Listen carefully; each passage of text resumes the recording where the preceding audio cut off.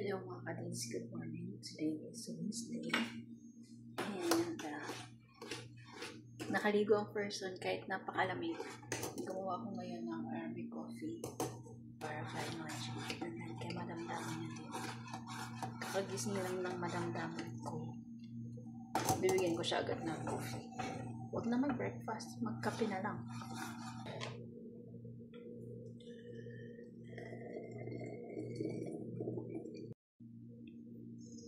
Meron ako ditong dates na iba't ibang klase. Merong pa ganito, merong pa bilog, tapos meron naman ito. Wala ko yung yung sukari, yung normal na dates. Tapos yan lang. So ako maglabas ng chicken para sa lunch. Ano ko dito? Chicken breast na nakuhanan ko na to ng isang piraso. Tapos kailangan ko ng ang tigas.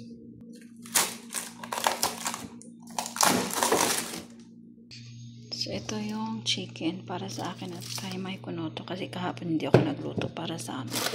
Tapos ito naman yung para sa kanila. Gagawa ko ngayon ng kebab. Chicken lang yung order ni Printita pero sasabihan ko ng meat para siya, dalawang choices.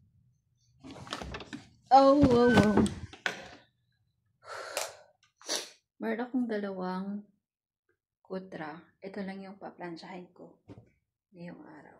Dalawa. Napakadami niyang kutra. Since sabi ng madamdamin ko, since lumipat sila dito sa bahay or since nagsama sila ng baba ko, yung mga lumang gamit niya, andito pa rin hanggang ngayon. Napakatanda na nila. Diba? Ayaw niyang mag-let go ng mga gamit. And mga kadods, tapos na.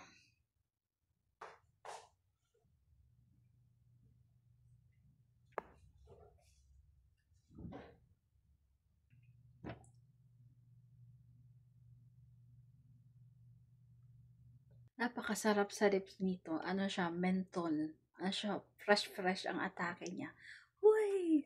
Meron din akong isa dito. Ito naman is super ganda din niya. Ano siya? Mukha siyang dry pero hindi siya dry. Mukha siyang dry pag nailapat mo na siya sa labi mo. Pero hindi. Sobrang niya. Hindi halata na naglagay ka ng lip balm kasi dry siya. Pero pag gaganon mo siya, sobrang lambot niya sa lip. Baka sabihin nyo, ganyan. Hindi. Kailangan natin yan para hindi magbitak-bitak yung lips natin. At ako'y bababa.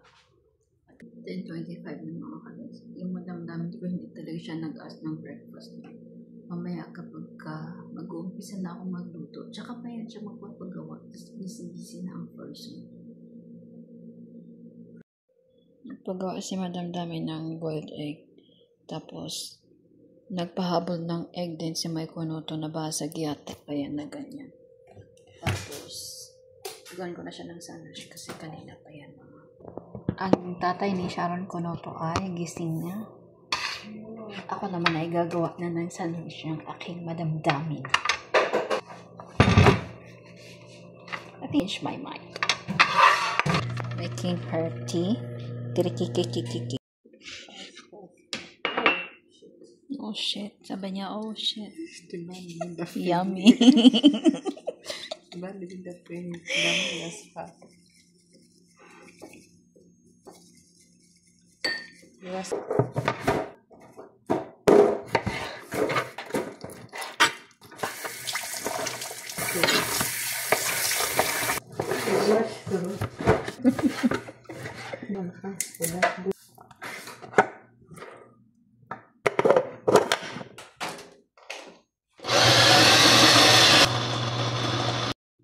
Sharon ay gumawa ng pagkain para sa masjid. Meron siya ditong banana and dates. Ayan. Pero gusto yata magpakamatay. Hiniwa yung sarili.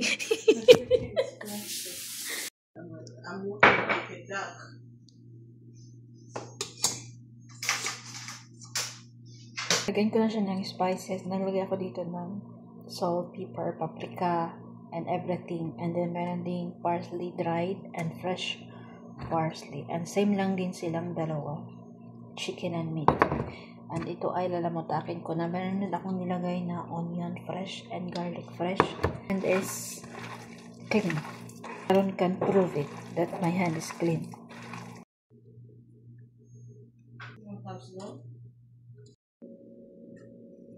Ito ay pangalawang kape ko na.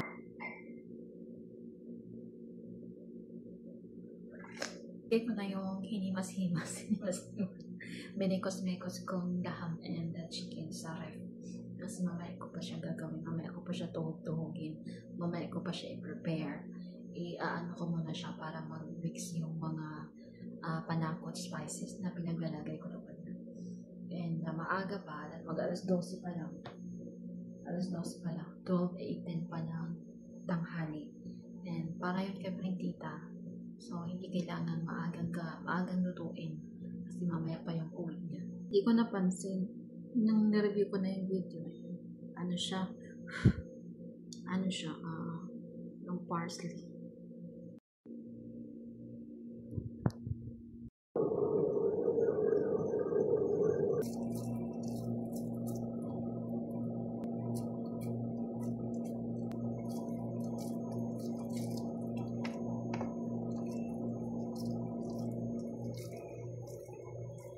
Ayaw mo.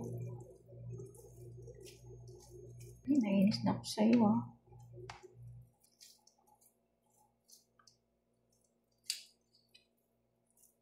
Ayaw mag-cooperate ng iba.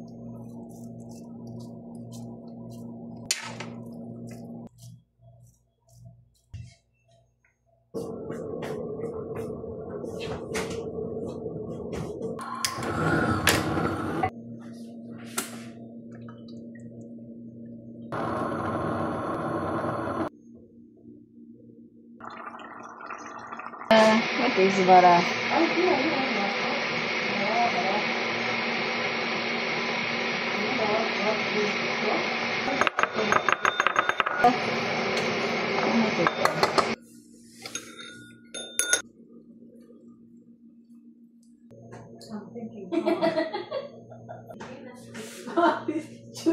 Sharon, what she did?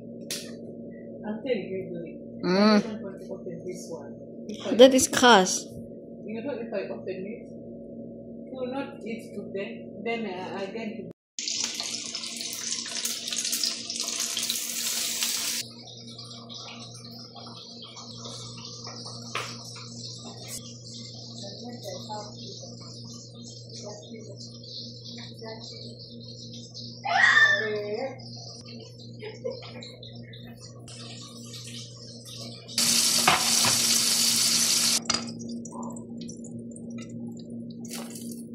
Where's the knife? Wow. Yan, na. Hanggang nawi si Pinita ngayon. Alauna pa lang. 1:45 pa lang ng hapon. Dumating siya ng umaga. And nagawan ko na siya ng kanyang pagkain. And yung natira is para yun sa ibang tao dito sa bahay. And kami naman ay mamaya pa din. Ito yung dumating na yung baba ko. May binili na naman siyang gulay. Saan ko na naman kaya yan isasaksak? Punong-puno yung ref namin. It's 5:40 na ng hapon mga kaduns at nagpagawa ng banana cake yung aming prentita. And si Sharon naman dito ay naglilinis. At merong, tignan nyo, yung aso. Nag-aso na among kusina. Na nabuang, na niskalid. Ay, parting aso ha. Kanina, super yan talaga. Aso ko ay na ganyan na ba? Murag, nagtapak. Muraming nagtapak. Ganyan. Buang. Hi, Shasha. Hi, Shushu. Hi, Shasha. Hi, Shushu. Hi, Shasha. Hey, Shasha.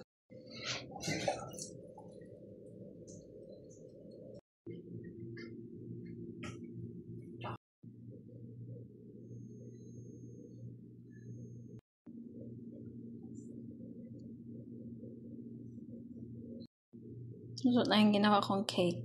Tayo ay titikim.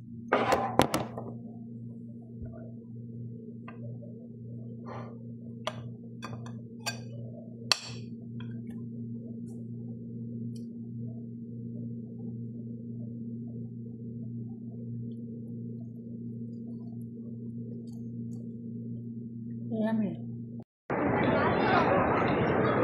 Dumating na ang mga person. Charis.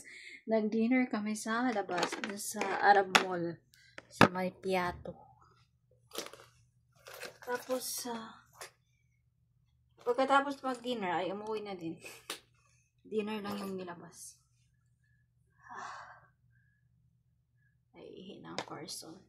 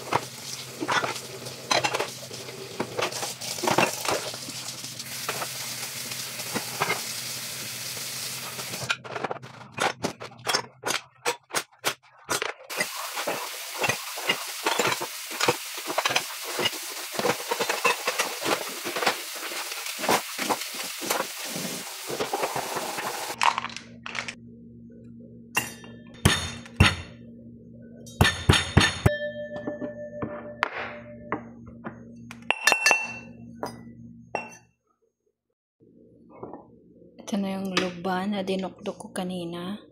Tapos ito yung celery. Tapos empty na cup para sa aking cranberry juice mix.